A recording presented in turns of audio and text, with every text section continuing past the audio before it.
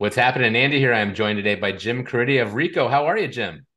I'm doing well, Andy. How are things up in your neck of the woods? Not as hot as they are in other areas. We are glad to have you on the latest What's Happening. I want to find out what's happening with Ricoh. It's been a little while. I think we checked in with you in the spring before everybody took off for summer. It doesn't seem like very many people took off for this summer. I don't remember a summer where I've been quite this busy. How have you been up there, down there for me?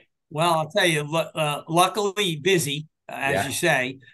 It really is. It's kind of a refreshing time, exciting time for us again, because things are getting back to our field people, are working with our dealers, focusing on helping them grow their business as opposed to dealing with a lot of the pandemic impact and just kind of getting things through the night. So everybody's feeling very energized. We're very fortunate. Our fiscal year starts in April. We got off to a real good start. We're certainly way ahead of our pace from last year as far as net new business with larger accounts. So that's been a shot, a good positive shot in the arm along with production. So when the business is going good, it always has everybody has that little extra skip in their step, right? Yep, yep. Well, you guys have been on a little tear. You won a nice award, best place to work. I think it was a local New Jersey award. So it's always nice to see you guys won that. And a couple of your friends up the road have gotten similar awards. So, it's nice to see. And that's why I think, one of the things that keeps people at Ricoh. I mean, you've been there just a couple of years yourself, haven't you? What are we up to now? 30, Well, 30 believe it something? or not, the other day I was surprised on a Teams meeting that they celebrated my 40th Oh year. my God. I knew it was 30 something, 40 but years. 40. 40. We had I that take that my special bald hat off program for at you. right. Holy We had cow. that special That's program amazing. for 11-year-olds, at the Oh time, my and I God. So I just finished. This is my 30th year. Probably right about now is when I started. yeah. So I thought that was a big deal, but you just humbled me a little bit. 40 years. Congratulations. So what are you doing now for Rico? You're still running the dealer program. What's your role? Just for the few people who might not So be I'm familiar. I'm senior vice president of the dealer division, and I'm also on Ricoh's executive management team, reporting into our CEO, Carson Brune. And you bring up the fact of some awards we've been getting lately as far as an employer, and that's been a very concentrated focus that Carson has brought into Ricoh. As we all try to evolve our companies for the business, we also have to evolve how we create the culture and the environment for our people. And I think he's made a lot of great strides there. So I really think now more than ever, my role is certainly to try to support our teams to do what needs to be done for our dealers to grow in an ever changing environment. And I'm fortunate to have the dealer role at the same time. I'm exposed to a lot of the other things going on in the company, because one of the things we found, one big advantage, I know, you would be one of the first to say, when Ricoh acquired Icon and Ricoh's direct organization became so big, that had a negative connotation, but it's so positive because of the resources that are available. Because this large direct organization we have is very focused on the expansion of enterprise type of clients that require a lot of different support, and we have access to those resources for our dealers. Now it's been a matter of putting them in a position to be able to plug into dealerships so it makes sense. And that's where we're using a lot of our collaboration with our dealers. We have one program we call our DNA. And what it is, it's the next generation leaders. And we have some of these key folks, very talented folks, on this as part of this organization.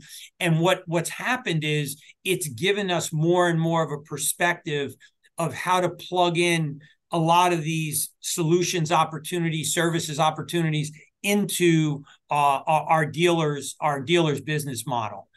So a lot of that is going on right now, and I have nice line of sight to help bring that into the dealer business. Well, you're certainly a consistent face. You've been working in the dealer group as long as I've known you. I mean, I joined this company in the mid '90s, and I think you were one of the, you know, first people I probably met over at Ricoh. And you were, I don't remember what your role was, but I remember you were in the dealer group working with Jill Brown and Steve Berger and all those guys. And Steve's still, I think, with Ricoh, right? So he's back in Yep. Japan, I heard. But you know, it's interesting to me. We and we discussed it a little bit before we got on the call. But you know, 2 years ago we were doing a conference to discuss how Ricoh was not leaving print. Right, there was a misunderstanding with some reports that had come out of Japan. So we did a very heavily watched. It was kind of nice that you were able to give that to us. We appreciate it. But you know, we talked Ricoh's direction and commitment, and you know, here we are, in a couple of years forward. I thought maybe this would be a great time to chat about the announcement you had earlier this year, which was actually our biggest article we ever had on our site. We had over 30,000 views of that article, and it was about the merger of I don't know if it's, are you calling it a merger, but it's the partnership you have with Toshiba, where you guys formed essentially a new company, a new group. And well, why don't you take it from there, and we can rehash exactly what you did, and then we can talk about, you know, where things are, and maybe some of the advantages that are, you know, you're expecting to see going forward. Sure. I mean, Ricoh has, like a lot of companies, we've embarked on a number of different acquisitions and different types of investments to keep building our leadership position for the future. And I think this was one where, by and large, what it is, it's a manufacturing relationship focused on A3 engines, and Toshiba Tech and Ricoh together. Ricoh has 85% ownership in this venture, and it will be a Ricoh subsidiary. And actually, these folks won't even be speaking to each other until April or May of next year. And then by the time all the development starts and all that, we probably won't see a result of this for 3 or 4 years, to be perfectly honest with you. But at the end of the day, the takeaway here is it just shows Ricoh's commitment to print. This is something that, like I said, the benefit is going to be 3 or 4 years out. So it shows where Ricoh's mindset is. So all in all, it doesn't change anything. Certainly, you know, Ricoh and Toshiba continue very much to be competitors, but there are things going on behind the scenes that I think a lot of manufacturers are going to need to do to ensure their competitiveness, you know, as the years go by. So it was, you know, on one hand, it was exciting from a directional standpoint, but as far as impact to what's going on today, it's really, you know, a little inconsequential. But I think it gained a lot of interest. I think a lot of your hits came from the fact that everybody's always asking about, you know, what mergers are going to take place, what manufacturers are going to make it, who's not going to make it, and all that. So I think this was intriguing because this was kind of, you know, a shot over the bow, if you will. And I think that's probably what made it intriguing for your viewers. Well, it was, I mean, it was a bombshell. And honestly, I think the funniest part, I just got to tell the little side story, which was you were up on stage at SDG presenting about something that had nothing to do with this. And everybody's phones started blowing up, and we're texting each other. And did you hear this? Did you see Ricoh and Toshiba are merging, and what's going on? And so I think one of your last questions came from Chip Maselli, who, you know, nobody cared about anything you had to say for the last 5 minutes because everyone wanted to know what was going on here. And like you had said, you'd known a little bit of it, but you didn't know all the full details. So you weren't it broke early. You weren't in a position to really comment even at that point. So it was just talk about deer in the headlights. You just you handled it well. But man, just, you know, another half hour, you would have been out that door and it would have been perfectly fine. And that, you know, welcome to our world, right? Yeah, welcome to Things our are world. It's always not the first time. changing. It's not Yeah, the first not time. Not at all, not at all. But no, I remember how that was going, and we had a great dialogue going, and actually you tipped me off more because as I was looking around the room and I was talking, I saw you like this, and your finger was going up. I'm like, all right, something's up. Yeah, something was up. That was for sure. And one of the things I keep coming back to, I think that's so you guys are famous for the consolidation you did years before, right? You had Ricoh, you had Savin, Gestetner, Lanier, other brands as well, and you did get to the point where all these machines were literally the same machine coming out of the box, and then the dealer, if it was a Gestetner dealer, they would put a Gestetner label on. Lanier would put a Lanier, Ricoh, and so forth. That's not how this program is going to work, right? My understanding is Toshiba is still going to keep their Elevate user interface. You're still going to have the Ricoh user interface. All of those apps that you have that work that you've been selling for the last 10 years, the integrations on your user interface, that's all going to continue as a Ricoh program, as a separate Toshiba program. If you add another program or another group, they'll be separate as well. So this is just a commonality of engines, but it's not the same machine coming to both companies, right? Absolutely, absolutely. It's really, like I said, it's really not going to rear its head in any way that it's going to change anything in the market. Toshiba has its way of going to market. We have our way.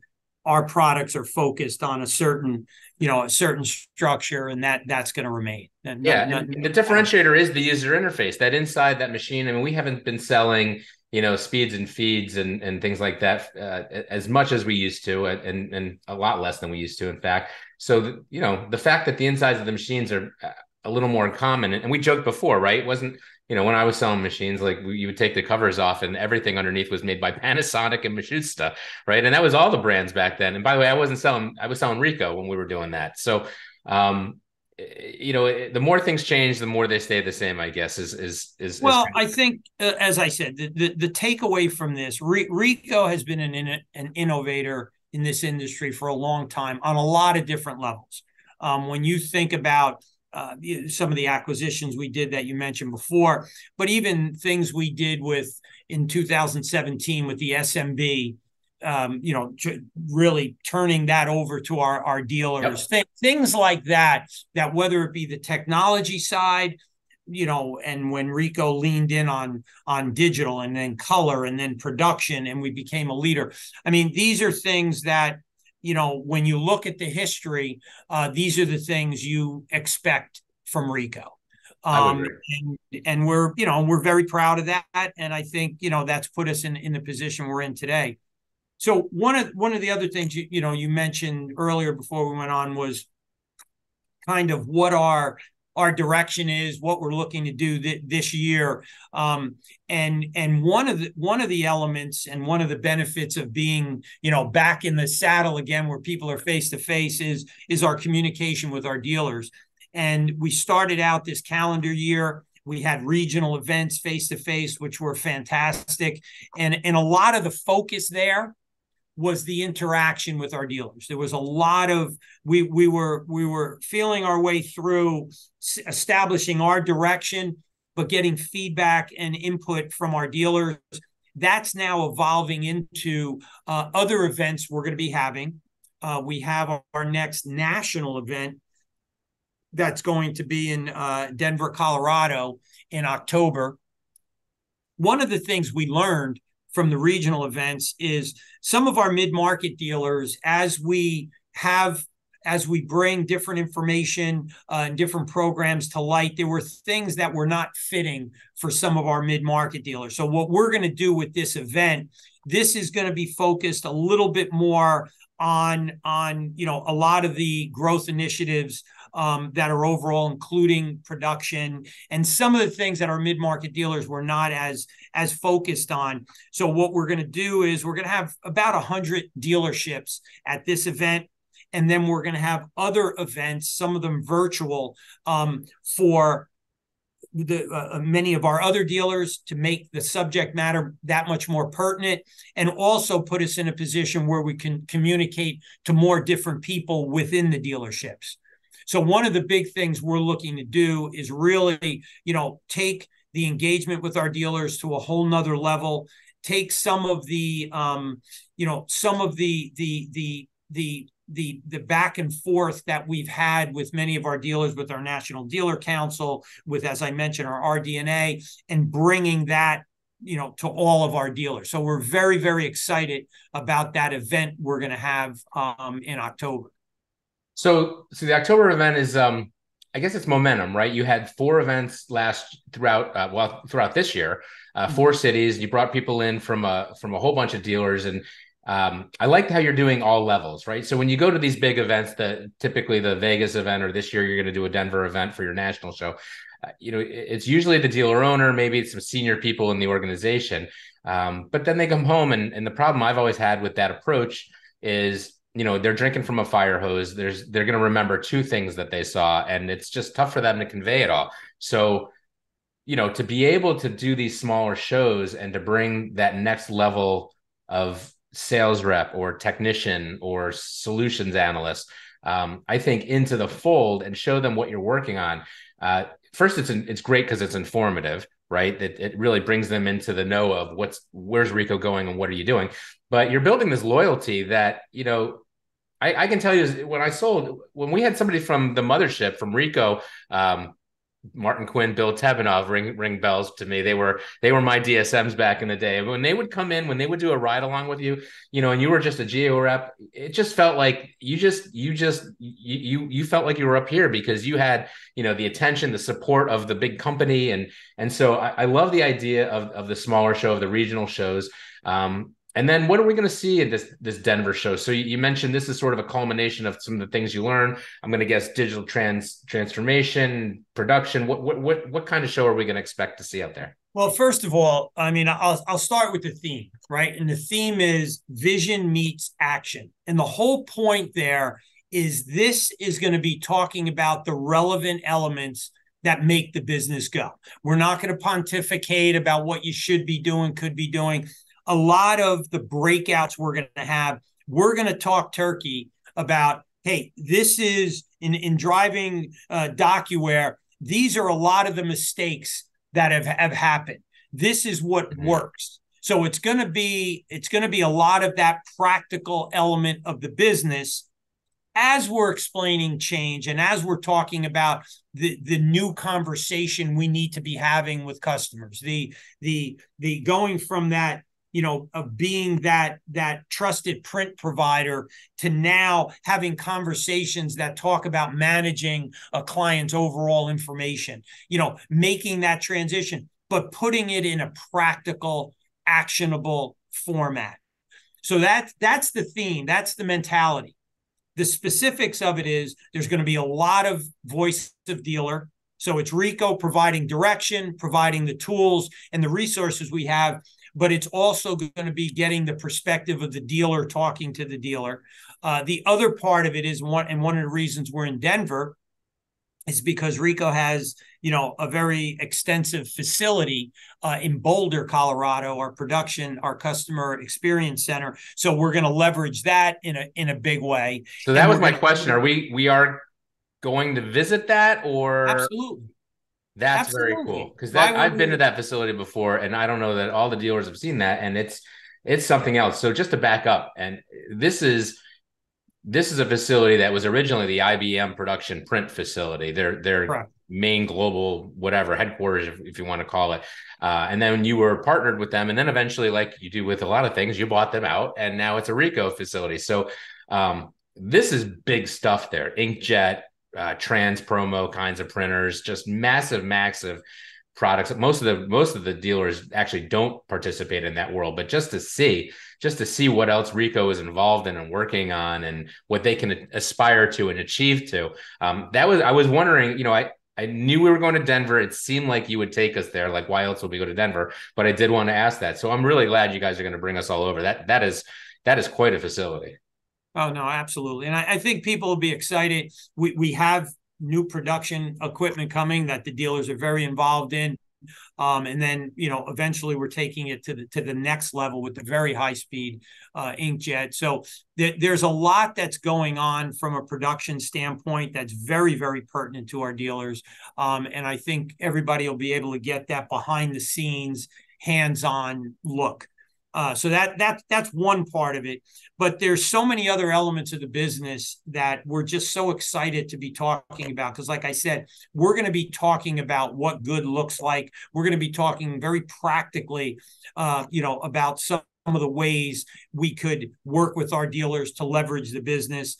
We have, a couple of keynote speakers that are going to be talking about topics that are very pertinent, that have nothing to do with technology, that are touching on, the new culture that needs to be established in business to leverage, a lot of that change. So there's just, the team's been working on just putting together an event, and I've done so many of these.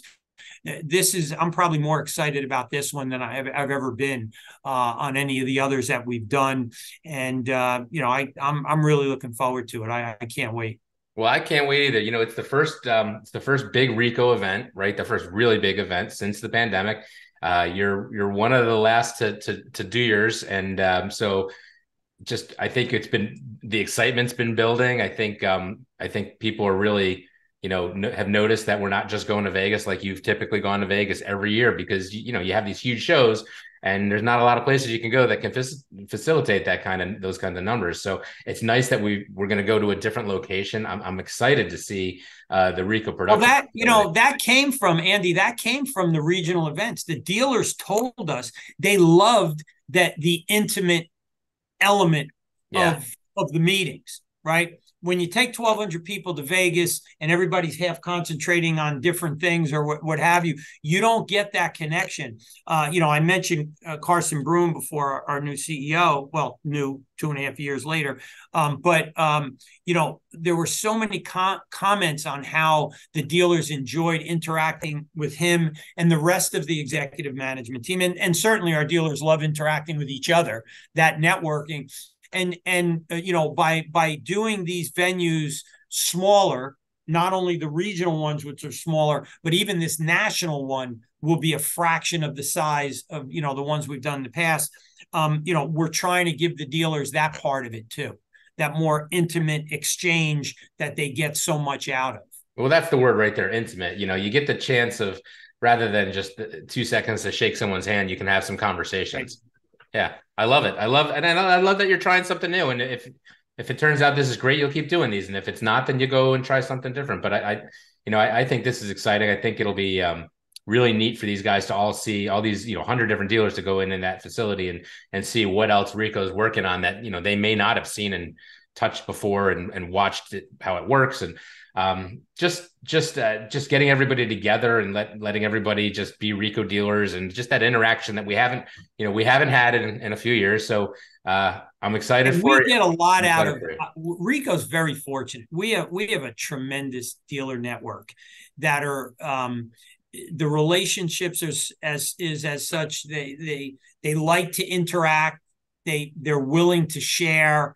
And that's what makes these kind of events, when you can make them a little more intimate, everybody walks away with that much more. Yeah. And we want to leverage that.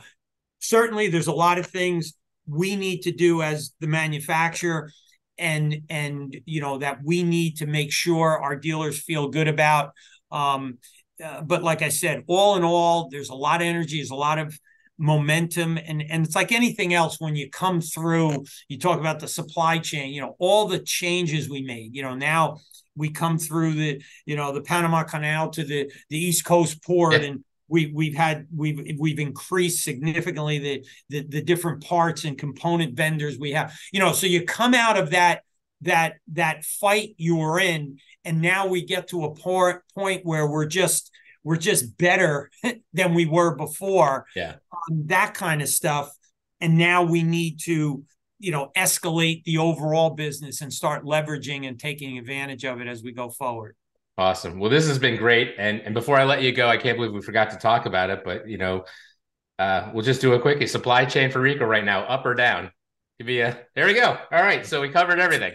Supply chain. I'm very glad to go like this. It's been a long time, right? I wouldn't have asked you if it didn't, Jim. You know that. But this was great. Thanks for catching us up to date on where things are with the Ricoh Toshiba meeting partnership. We're looking forward to seeing you in Denver in October. If I don't see you before that, we'll be in some of the other events coming up. There's a BTA event, IBPI. Next week or the week after. I'm going to go visit a bunch of your dealers next week on the ride for Jillian. So we're still busy. We're winding up summer. Thanks for taking time out of your schedule to chat with us. Good seeing you. My pleasure. Andy, we'll talk soon. Take care. We will. Thanks so much, Jim. Take care. Goodbye.